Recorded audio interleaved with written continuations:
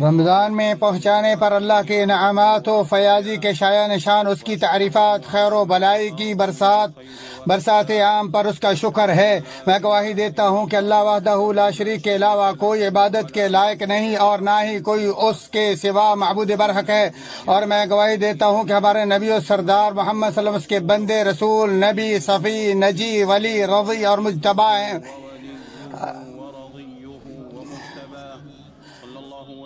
اللہ تعالیٰ آپ اور آپ کے آل و اصحاب پر جب تک صبح اور اس کی کرنیں پھوٹتی رہیں درود و سلام نازل فرمائے۔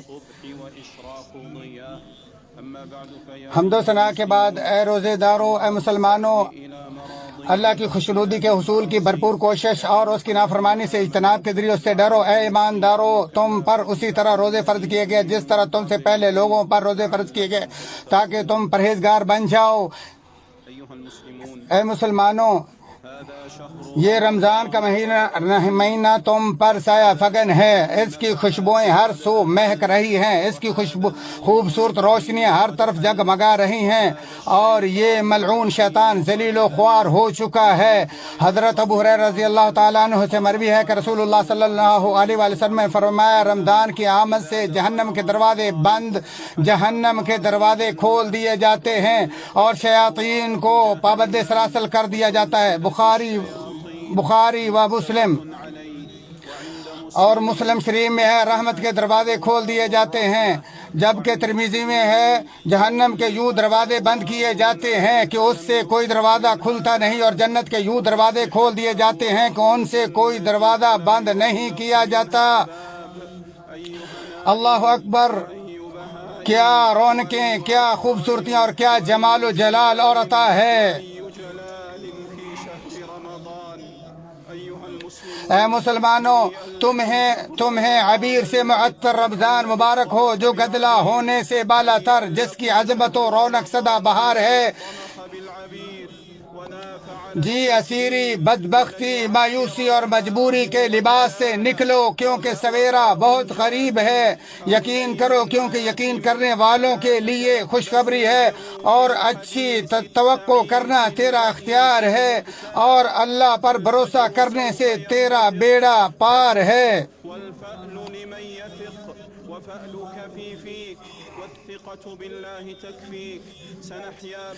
ہم اس تکلیف کے بعد ایسی خوشگوار زندگی بسر کریں گے کہ جس سے گزشتہ ساری تلخیاں بھول جائیں گی۔ وباؤں اور مصائب کے باوجود اچھی امید رکھو، کیونکہ اس وبا کی آگ بجھانے والے بادل بہت قریب ہیں۔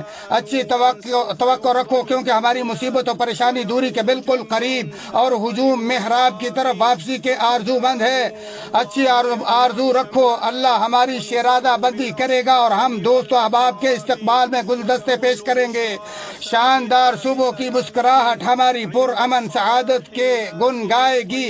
کھلے دروازوں کی طرف آ جاؤ، خوب گھومنے والے سب مسافر کوچ کر چکے، اللہ کے سامنے گڑ گڑاؤ، وہ بڑا کرم نواز ہے، پکارنے والے ہر بیمار کو اپنے فضل سے شفا عطا کرتا ہے۔ گڑ گڑا کر دعا کرو، کیونکہ اس وبا کو رفع دفع ختم کرنے اور اس سے نجات دینے والا سوائے اللہ کے اور کوئی نہیں، جو نفع نقصان کا مالک اور اپنی مخلوق میں من مرضی کرنے والا، جس کے عظیم ترین مرتبے کے سامنے تمام مخلوق ہیج اور جس کے سامنے تمام کائنات عاجز و بے بس ہے۔ سو اس سے مانگنے پر ڈٹ جاؤ اور بار بار پکارو، اے ہمارے رب، اے ہمارے رب۔ اللہ کے اس فرمان کے سو ان کے رب نے ان کی دعا قبول کر لی کے بارے میں حسن فرماتے ہیں، وہ ربنا ربنا کہتے رہے یہاں تک کہ اس نے ان کی دعا قبول کر لی۔ اے مصیبت و پریشانی کو دور کرنے والے، ہم صرف تیری ہی طرف فرار ہوتے ہیں۔ اے ہمارے رب، احباب مغلوب ہو کر اس وبا سے ہل چکے ہیں، سو تیرے ہاتھ میں کشادگی ہے، تو ان پر شدید کو دراز نہ کرنا۔ اے اللہ، اے ارحم الراحمین، اے ہماری محبوب ذات، ہمارے پیاروں کو ہر مکروہ سے محفوظ فرما۔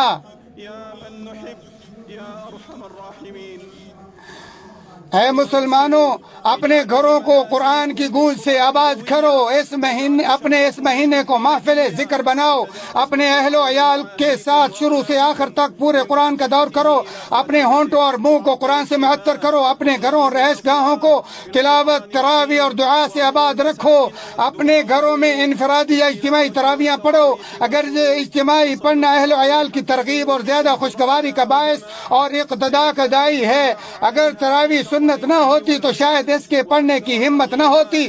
ترک ہو جانے کے خوف سے انفرادی کے بجائے اجتماعی پڑھنا اولا اور افضل ہے، تاکہ عظیم راتوں کو غنیمت سمجھا جائے۔ اگر انفرادی پڑھنے کی ہمت اور رکوع، سجود اور قرات کے طویل کرنے کا ذوق و شوق ہو تو اس کی اجازت ہے، کیونکہ اس معاملے میں گنجائش موجود ہے۔ علماء کے صحیح قول کی روشنی میں عورت مردوں کی امامت نہیں کروا سکتی، خواہ نماز تراویح اور محرم ہی کیوں نہ ہو، البتہ عورت اپنے گھر کی عورتوں کی جماعت کروا سکتی ہے۔ اے مسلمانوں، اگرچہ قرنطینہ تجھے گھومنے پھرنے اور ادھر ادھر جانے سے روک دے، مگر رمضان میں رحمت و عطیات کے میدان سے تمہارے سامنے کوئی مانع رکاوٹ نہیں، سو کھیل تماشے میں پڑھ کر رحمتوں و عطاؤں کے مہینے سے غافل نہ ہو جان۔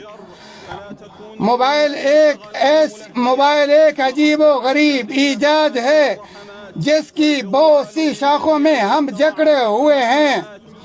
اس سے بہت زیادہ چیزیں طلب کرنے کی وجہ سے اس کے پنجوں میں قابو اور اس کی خواہشات کے اسیر ہیں، سو خبردار کہیں موبائل ایسے مبارک مہینے کے اعمال سے تمہیں روک نہ دے جو بہت جلدی ختم ہو جانے والا ہے۔ مسجدوں کے بند ہونے، صفوں اور اجتماعات میں مختلف قبائل کے انتہائی الفت و محبت کرنے والوں سے محرومی کی تکلیف کے غم سے دوچار ہونے والے زیادہ رونا دھونا چھوڑ دو تاکہ تمہارا مزید نقصان نہ ہو، کیونکہ یہ بالکل بے سود ہے۔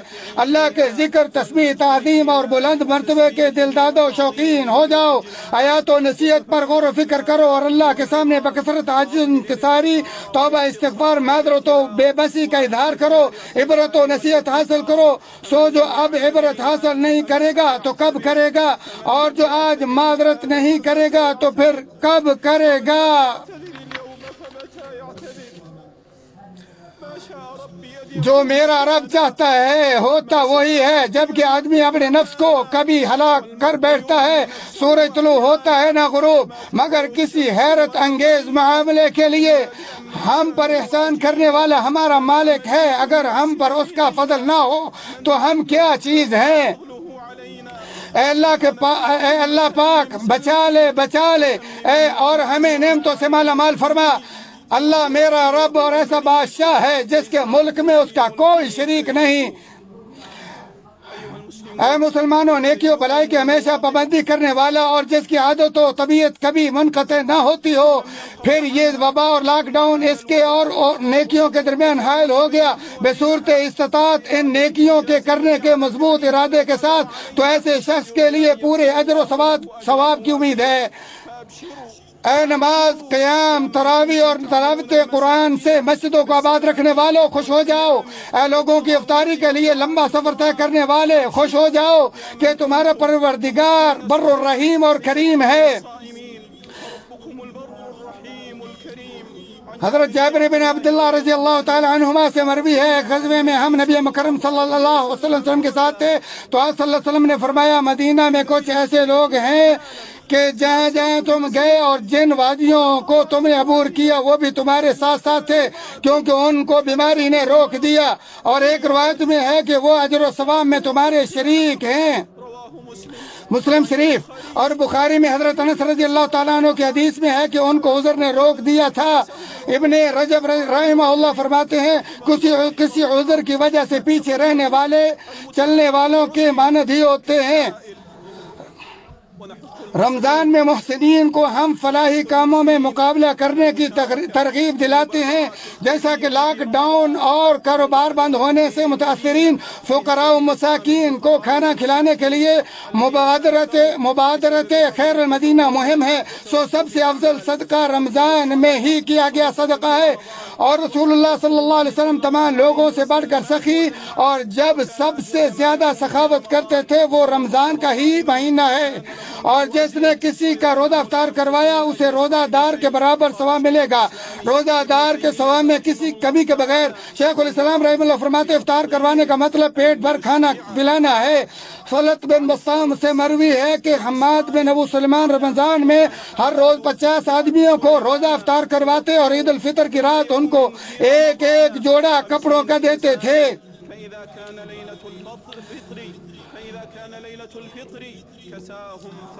سو کمزوروں، فقیروں اور بے کسوں پر رحم کرو، کیونکہ جو رحم نہیں کرتا اس پر رحم نہیں کیا جاتا۔ چنانچہ روابط و صدقات کو عام کر دو، جو دولت خرچ کرنے والے کی تعریف کا سبب بنے وہ ضائع نہیں ہوتی، جبکہ کنجوسوں کی دولت ہمیشہ ضائع ہی جاتی ہے۔ اسی پر اکتفا کرتے ہوئے اللہ سے بخشش مانگتا ہوں، تم بھی اسی سے بخشش طلب کرو، بلا شبہ وہی رجوع کرنے والوں کو بخشنے والا مہربان ہے۔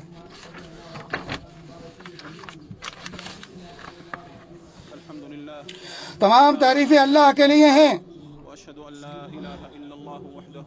اور میں گواہی دیتا ہوں کہ اللہ وحدہ لا شریک کے علاوہ کوئی سچا معبود نہیں، جو لا علاج کو بھی اپنے فضل و کرم سے شفا یاب کر دینے والا ہے، اور میں گواہی دیتا ہوں کہ ہمارے نبی سردار محمد صلی اللہ علیہ وسلم اس کے بندے اور رسول ہیں۔ حمد و ثنا کے بعد اللہ سے ڈرو اور اس کی نافرمانی سے بچو، اس کی نگرانی کا احساس رکھو، شعور رکھو۔ اے میرے بھائی، اے میرے برادر، جسے اس آفت و وبا کا شکار ہونے کی وجہ سے الگ تھلگ قرنطینہ میں رکھا گیا ہے، دباؤ کا شکار ہونے کے بجائے وسعت و کشادگی کو اپناؤ۔ دنیا کشادہ ہونے کے باوجود تم پر کس قدر تنگ ہے، جبکہ اللہ کی معافی کا دروازہ تمہارے لیے ہمیشہ کھلا ہے۔ صحت کی خوشی سے سرشار، نماز کی طرف جلدی کرو، اللہ کے بارے میں حسن ظن رکھو، ذکر اور تلاوت قرآن سے دل لگاؤ، اللہ کی رحمت سے نا امید ہونے کے بجائے ایسی ذات پر بھروسہ و توکل رکھو جسے کبھی موت نہیں آئے گی۔ اللہ سے غم و پریشانی پناہ مانگو، اللہ سے غم و پریشانی سے پناہ مانگو، کیونکہ یہ ایک ایسی مصیبت ہے جو ختم ہو جائے گی، جو گشت کر رہی ہے پھر برگشتہ ہو جائے گی۔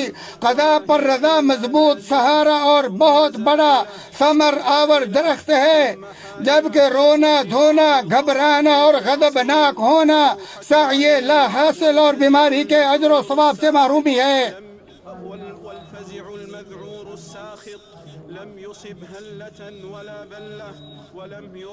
بلا شبہ جتنی بڑی آزمائش ہوگی اجر بھی اسی قدر بڑا ہوگا، اور یقیناً اللہ تعالیٰ جب کسی قوم سے پیار کرتا ہے تو اسے آزماتا ہے۔ سو جو راضی ہو گیا اس کے لیے رضا، اور جو ناراض ہو گیا اس کے لیے ناراضگی ہوگی۔ جن کے دوست و احباب فوت ہو گئے ہم ان کے ساتھ تعزیت کرتے ہیں، اور اس وبا سے مرنے والے تمام مسلمانوں کے لیے شہادت کی امیدوار ہیں۔ حضرت ابو ہریرہ رضی اللہ تعالیٰ عنہ سے مروی ہے کہ بلا شبہ رسول اللہ صلی اللہ علیہ وسلم نے فرمایا، شہید 5 قسم کے ہوتے ہیں: طاعون یا پیٹ کی بیماری سے مرنے والا، پانی میں ڈوب کر یا کسی چیز کے نیچے دب کر مرنے والا، اور اللہ کی راہ میں شہید ہونے والا۔ بخاری و مسلم۔ راشد بن حبیش رضی اللہ تعالیٰ عنہ سے مروی ہے کہ رسول اللہ صلی اللہ علیہ وسلم عبادہ بن صامت کی عیادت کے لیے ان کے پاس گئے اور فرمایا، جانتے ہو میری امت سے شہید کون ہے؟ عبادہ بن صامت رضی اللہ تعالیٰ عنہ نے عرض کی، اللہ کے رسول صلی اللہ علیہ وسلم، اجر و ثواب کی امید سے صبر کرنے والا۔ تو رسول اللہ صلی اللہ علیہ وآلہ وسلم نے فرمایا، اس طرح تو میری امت کے شہید بہت تھوڑے ہوں گے۔ پھر فرمایا، اللہ کی راہ میں قتل ہونے والا شہید، طاعون سے مرنے والا شہید، ڈوب کر مرنے والا شہید، پیٹ کی بیماری سے مرنے والا شہید، بحالت نفاس مرنے والی کا بچہ اسے کھینچ کر جنت میں لے جائے گا۔